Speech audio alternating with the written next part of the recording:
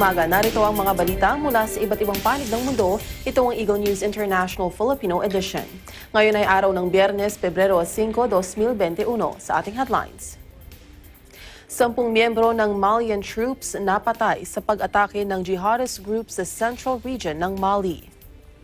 United Nations Top Court nagdesisyon na dinggin ang kahilingan ng Iran na baliktarin ang ipinapatupad na US nuclear sanctions.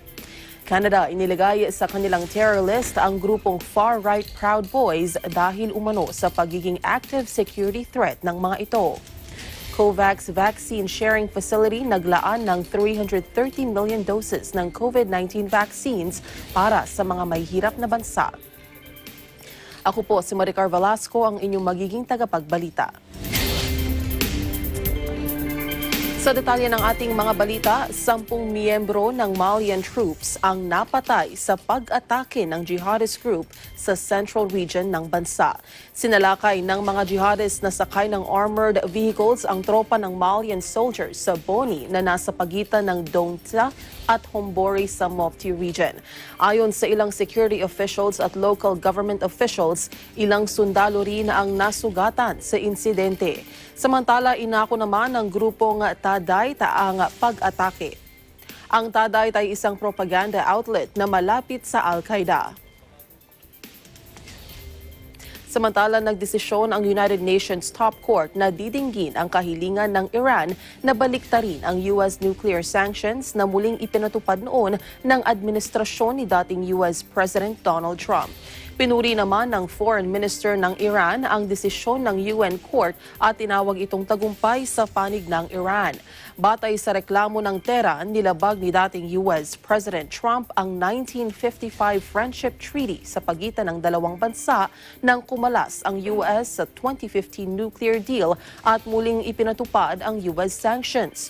Una rito, sinabi ng Washington na walang jurisdiction ang Hague-based International Court of Justice sa kaso at dapat na ibasura ito.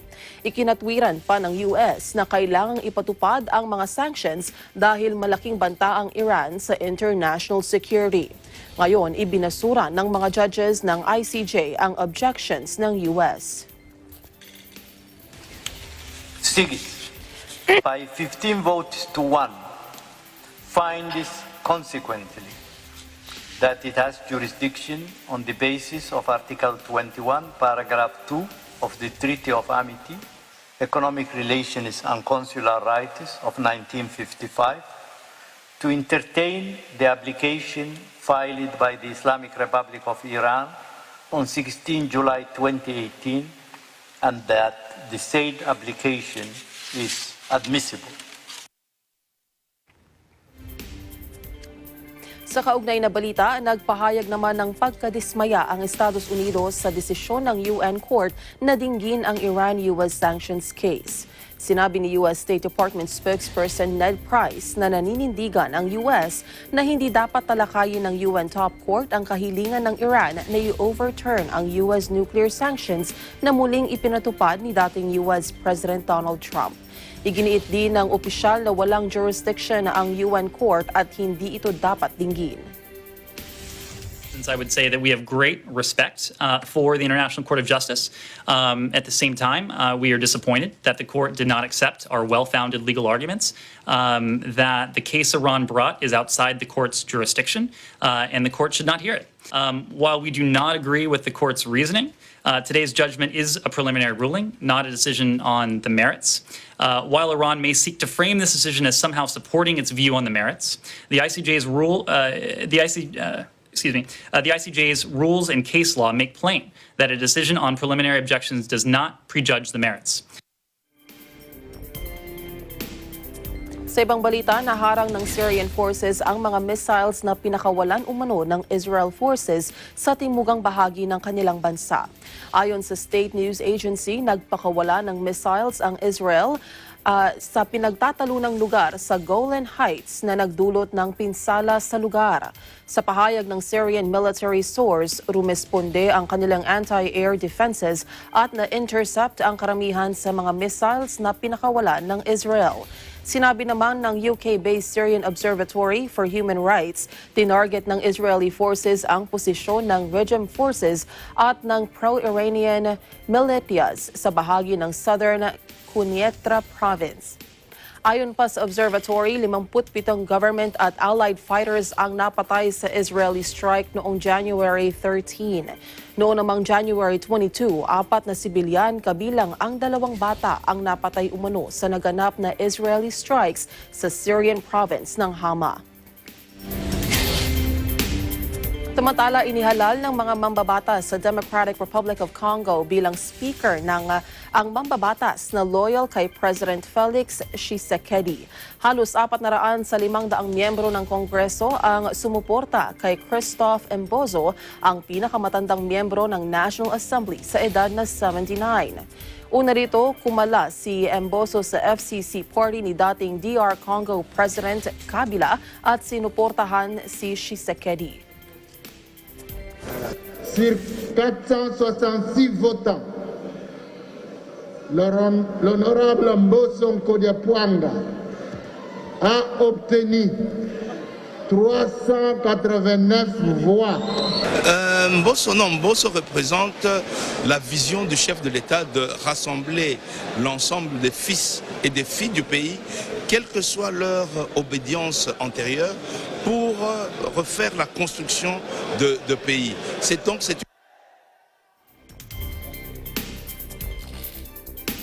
Inilagay ng Canada sa kanilang terror list ang grupong far-right Proud Boys dahil umano sa pagiging active security threat ng mga ito. Ang naturang grupo ang isa sa mga nasa likod ng pag-atake sa US Capitol noong nakaraang buwan na ikinasawi ng 5 katao. Bagamat walang ginawang pag-atake ang Proud Boys sa Canada, sinabi ni Public Safety Minister Bill Blair na nababahala ang Domestic Intelligence Forces sa posibleng karahasang idulot ng naturang grupo. Dahil dito, ang mga assets ng naturang grupo ay maaari nang i-freeze ng mga bangko at iba pang financial institutions. Magiging isang krimen na rin sa mga Canadian na makipagtransaksyon sa naturang entity. Ang mga miyembro ng naturang grupo ay pagbabawalan na ring makapasok sa Canada. Ang founder ng grupo na si Gavin McKenzie ay isang Canadian na ngayon ay naninirahan sa Estados Unidos. Ang iba pang mga balita sa pagbabalik ng Eagle News International Filipino Edition.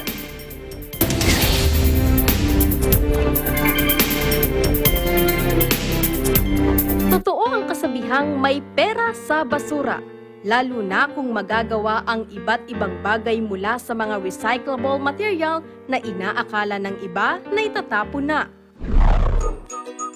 May ilang barangay sa bansa ang nagre-recycle ng basura at makikita ang iba't ibang bagay na gawa sa basura.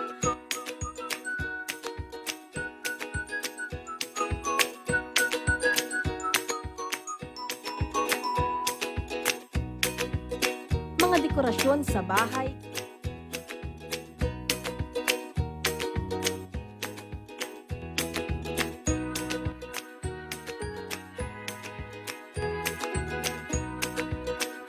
sa mga proyektong ito, nagiging malinis ang kapaligiran bukod sa mayroon pang pagkakakitaan.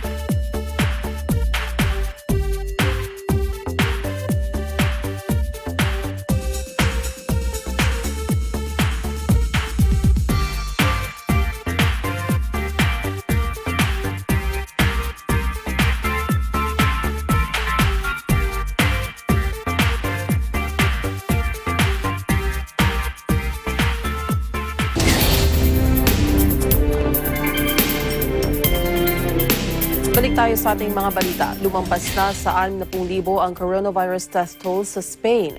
Ito ang kinumpirma ng kanilang health ministry matapos maitala ang 565 karagdagang nasawi dahil sa virus sa nakalipas na 24 na oras. Ayon sa health ministry, pumalo na ngayon sa 60,370 ang kanilang death toll. Nadagdagan naman ng 31,596 ang kanilang confirmed COVID-19 cases sa loob lamang ng 24 oras. Umaabot na ngayon sa 2,883,465 ang kaso ng virus infections sa naturang bansa. Noong October 21, ang Spain ang unang European country na nakapagtala ng 1 milyong coronavirus infections. Naglaan na ang COVAX vaccine sharing facility ng 330 million doses ng COVID-19 vaccines para sa mga may hirap na bansa. Target na mai-deliver ang mga naturang bakuna sa mga kinauukulang bansa sa unang bahagi ng 2021. Batay sa inilabas na interim distribution plan, sinabi ng COVAX facility na ang ipapamahaging bakuna ay kayang i-cover ang average na 3.3% ng population ng 145 na bansa na bahagi ng initial round. Ang alokasyon ay kinabibilangan ng 240 million doses ng AstraZeneca Oxford COVID-19 vaccine na gawa ng Serum Institute of India, karagdagang 96 million doses ng bakuna na gawa ng AstraZeneca at 1.2 million doses ng Pfizer-BioNTech COVID-19 vaccine. Ang COVAX ay kapwa pinangungunahan ng Gavi Alliance, World Health Organization, Coalition for Epidemic Preparedness Innovations at ng UN Children's Fund. Inanunsyo ng Brazilian government na nakasalukuyang itong nakikipagnegosasyon para sa pagbili ng 30 milyong coronavirus vaccine doses mula sa Russia at India matapos lubagan ng regulators ang mga panuntunan para mabigyan ang mga ito ng emergency use authorizations. Sa ngayon, tanging ang AstraZeneca Oxford shot at ang CoronaVac ng China ang pinayagang magamit sa Brazil. Ang Brazil ang ikalawang bansang malubhang tinamaan ng coronavirus kasunod ng Estados Unidos na ngayon ay mayroon ng mahigit 226,000 COVID-19 deaths. Sinabi ni Brazil Health Surveillance Agency na hindi na nito ni-require ang pagsasagawa ng final phase 3 trial sa Brazil na nagbigay daan para mabigyan ng emergency authorization ang mga bakuna mula sa Russia at India. Ayon pa sa Health Ministry, nakikipagpulong na ang mga kinatawan ng Russia at India para maisapainal ang kasunduan. Inaasahang 18 doses ng bakuna o 18 milyong doses ng bakuna ang maide-deliver ngayong buwan habang 12 milyong doses naman sa Marso. Certamente, essa decisão ela amplia as possibilidades de um pedido de autorização de uso emergencial no Brasil. Vai depender das estratégias das empresas identificarem as suas estratégias para a solicitação do uso emergencial no Brasil. Certamente... A vacina com estudo de fase 3 aqui no Brasil ou estudo de fase 3 no exterior vai ter que seguir o mesmo critério de segurança, qualidade e eficácia. A única diferença vai ser a necessidade de apresentar dados que permitam que nós tenhamos confiança no estudo no exterior e que esse estudo mostre que a vacina serve para a população brasileira. Então, e nós... Tumataas na ang kagustuhan ng mga tao sa iba't ibang panig ng mundo na tumanggap ng bakuna laban sa COVID-19. Batay sa updated survey ng Global Vaccine Confidence, mahigit kalahati sa mga tinanong ang nagsabing payag silang mabakunahan kapag sila ay inalok. Gayunman, magkakaiba ang attitudes at confidence ng mga tinanong sa survey mula sa 15 mga bansa. Ang France ang nagpakita ng pinakamataas na level ng skepticism kasama ang ilang Asian countries na nagpapakita ng bumababang tiwala sa mga bakuna. Mataas naman ang nakuhang confidence rating mula sa mga European nations. Batay sa survey na pinangunahan ng YouGov and Imperial College London's Institute of Global Health Innovation, ang mga tao sa Britain ang pinakamay gusto na tumanggap ng COVID-19 vaccine na may 78%, kasunod ng Denmark na may 67%. Ang France ang pinakamataas ng mga nagsabing hindi sila magpapabakuna. Sa Australia, Japan, South Korea at Singapore, bumaba naman ang porsyento ng mga may gustong magpabakuna. Ang Japan ang may pinakamababang porsyento ng mga nais magpabakuna kasunod ng Singapore.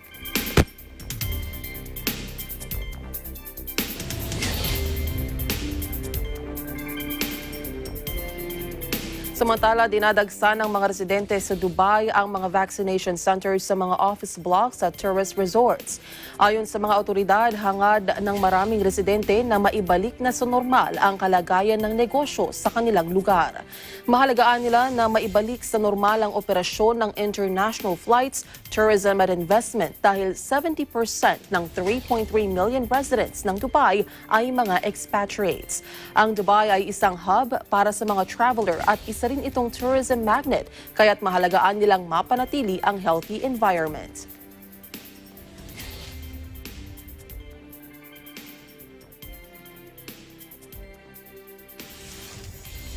Sa ibang balita, muling nagpatupad ng COVID-19 restrictions ang second most populous city ng Australia matapos na magpositibo sa virus ang isang Australian open hotel quarantine worker.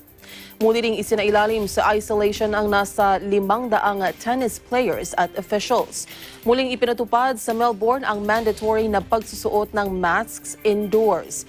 Nilimitahan din ang social gatherings hanggang sa 15 katao.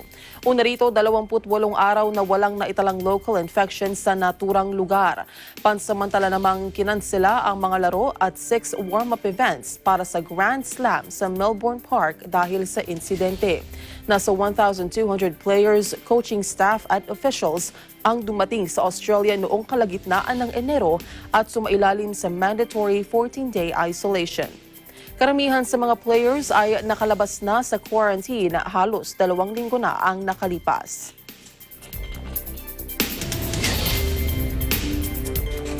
Inaresto ng mga otoridad sa Mexico ang 12 pulis dahil sa umunoy pagkakasangkot nila sa pagpatay sa 19 na katao na natagpuang malapit sa border ng Mexico at Estados Unidos. Sinabi ni Tamaulipas State Attorney General Irving Barrios na batay sa mga ebidensyang nakalap sa pinangyarihan ng insidente, nasa 12 umanong miyembro ng state police ang sangkot sa massacre. Ayon sa mga prosecutors, noong January 23 ay natagpuan ang 2 nasunog na sasakyan na may lamang mga sunog na bangkay sa isang kalsada malapit sa bayan ng Camargo sa northern Mexican state sa border ng Texas. Batay sa preliminary investigations, pinaniniwalaang ang mga biktima ay binaril muna bago sinunog ang mga labi. Karamihan sa mga biktima ay pinaniniwalaang migrants na nagsisikap makarating sa Estados Unidos. Ang mga inarestong pulis ay sasampahan ng kasong probable participation in the crimes of homicide, abuse of authority, and performance of administrative functions at falsification of reports given to an authority. Hechos del referido 22 de enero, participaron al menos 12 elementos de la Policía Estatal, por lo que se solicitó y obtuvo por parte de un juez de control en el Estado orden de aprehensión en su contra. Y desde luego estas violaciones a los derechos humanos de los migrantes son absolutamente inaceptables. Y falsedad en informes dados a una autoridad judicial, quien será la responsable de resolver su situación.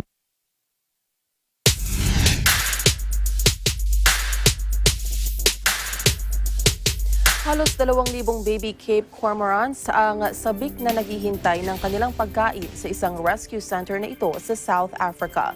Kasalukuyang nagpapagaling ang mga ito matapos makaranas ng matinding gutom dahil sa pag-abandona sa kanila ng kanilang mga magulang. Aabot na sa mahigit 800 cormorants ang namatay dahil sa dehydration. Pero ang karamihan sa mga ito ay malapit nang makarecover. Pinaniniwalaang ang kakulangan sa pagkain ang dahilan ng pagpapabaya sa mga ito ng kanilang mga magulang. And what we're scared of is this is going to happen more and more in the future. If they're not finding enough fish in the wild, what's going to happen? They're going to either stop breeding, or if they do breed, they're going to just abandon if they're not finding enough food. And the knock-on effect of that is that the population continues to decline until they become extinct.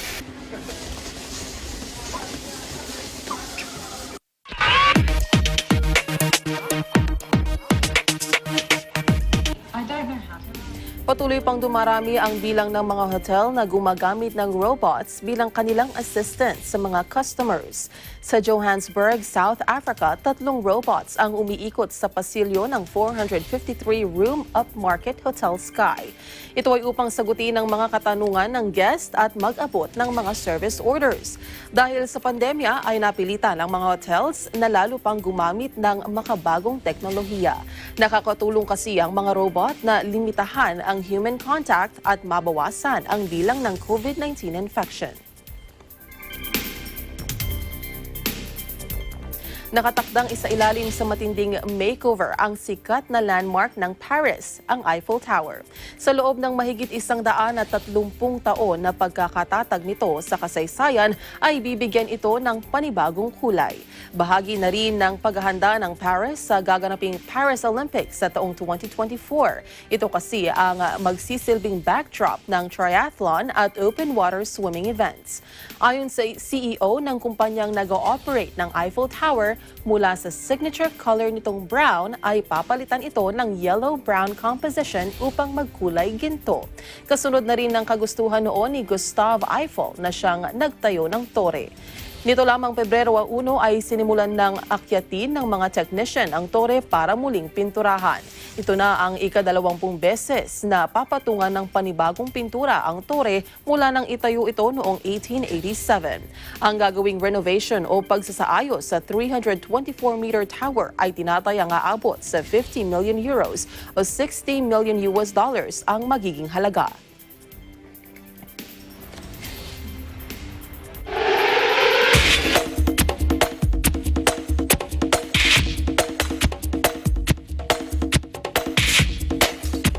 Hindi na kinakailangang tumanggap ng COVID-19 vaccine ang mga atleta at opisyal para lamang maging bahagi ng Tokyo Olympics na gaganapin ngayong taon.